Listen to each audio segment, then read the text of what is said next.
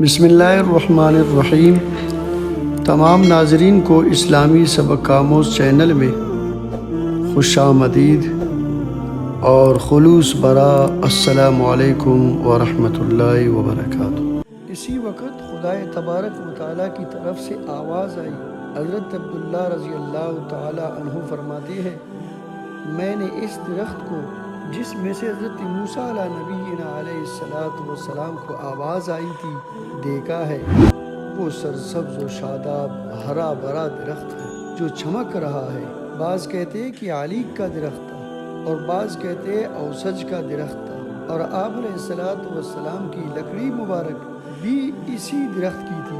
کلیم خدا نے سنا کہ آواز آ رہی ہے کہ اے موسیٰ، میں ہوں رب العالمین جو اس وقت تجھ سے کلام کر رہا ہوں۔ میں جو چاہوں کر سکتا ہوں، میرے سوا کوئی لائق پرستش نہیں، نہ میرے سوا کوئی رب ہے، مخلوق میں سے کوئی بھی میرا شریک نہیں۔ میں یکتا بے مثل اور واحد ولا شریک ہوں۔ میری ذات، میرے صفات، میرے افعال، میرے اقوال میں میرا کوئی شریک نہیں۔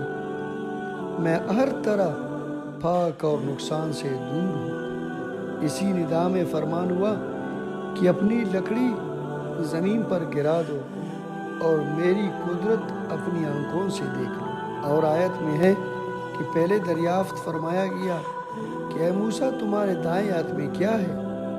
آپ علیہ السلام نے جواب دیا کہ یہ میری لکڑی ہے جس پر میں ٹھیک لگاتا ہوں اور جس سے اپنی بکریوں کے لیے پتے جاڑ لیتا ہوں، اور دوسرے بھی بہت سارے کام اس سے نکلتے ہیں۔ اب مطلع فرما کر لکڑی کو لکڑی جچا کر پھر زمین پر انہی کی ہاتھوں پھینکوائی۔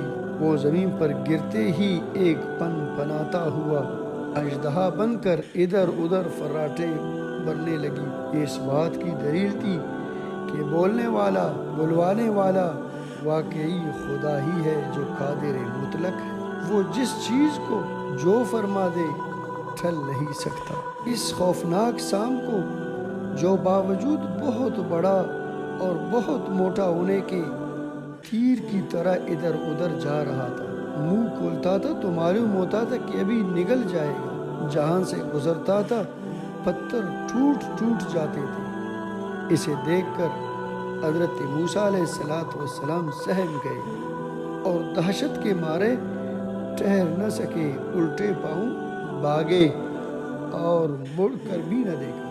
وہیں خدا کی طرف سے آواز آئی کہ اے موسیٰ، ادھر آ، ڈر نہیں، تو میرے امن میں ہے۔ اب حضرت موسیٰ علیہ السلام کا دل ٹھہر گیا۔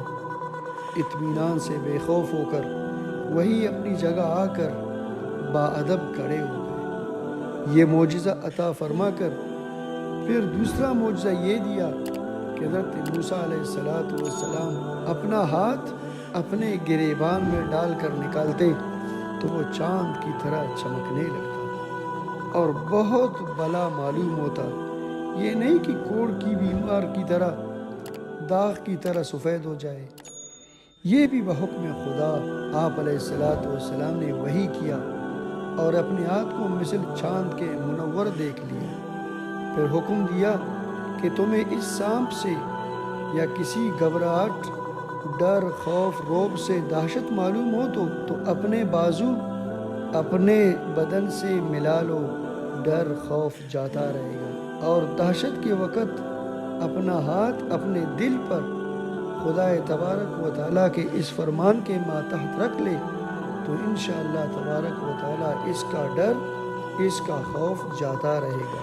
حضرت مجاہد رحمۃ اللہ علیہ فرماتے ہیں کہ ابتدا میں حضرت موسیٰ علیہ السلام کے دل پر فرعون کا بہت خوف تھا۔ پھر آپ صلی اللہ علیہ وسلم جب اسے دیکھتے تو یہ دعا پڑھتے، اللہم انی ادرأ بک فی نحری واعوذ بک من شر۔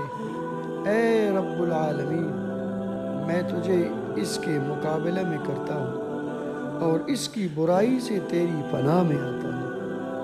رب العزت نے ان کے دل سے رعب و خوف اٹھا لیا اور فرعون کے دل میں ڈال دیا۔ پھر تو اس کا یہ حال ہو گیا تھا کہ حضرت موسیٰ علیہ السلام کو دیکھتے ہی فرعون کا پیشاب خطا ہو جاتا تھا۔ یہ دونوں معجزے یعنی عصا اور ید بیضا دے کر رب العزت نے فرمایا کہ اب فرعون اور فرعونیوں کے پاس رسالت لے کر جاؤ اور بطور دلیل یہ معجزے پیش کرو اور ان فاسقوں کو رائے خدا دکھاؤ۔